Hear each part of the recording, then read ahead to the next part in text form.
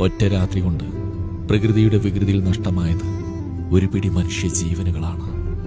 കുത്തിയൊലിച്ചു പോയത് ഒത്തിരി പേരുടെ സ്വപ്നങ്ങളാണ്. ഇന്ന് നേരം പുലർന്നാൽ ചെയ്തു തീർക്കാനുള്ള ജോലികളെക്കുറിച്ചോർത്ത് സമാധാനത്തോടെ കിടന്നുറങ്ങിയവർ.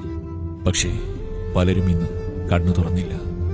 സ്നേഹനിധിയായ ഉപ്പയെ നഷ്ടപ്പെട്ടവർ, പ്രിയപ്പെട്ട ഉമ്മയെ നഷ്ടപ്പെട്ടവർ, മക്കളെയും ഭാര്യയും സഹോദരിമാരെയും സഹോദരങ്ങളെയും നഷ്ടപ്പെട്ടവർ.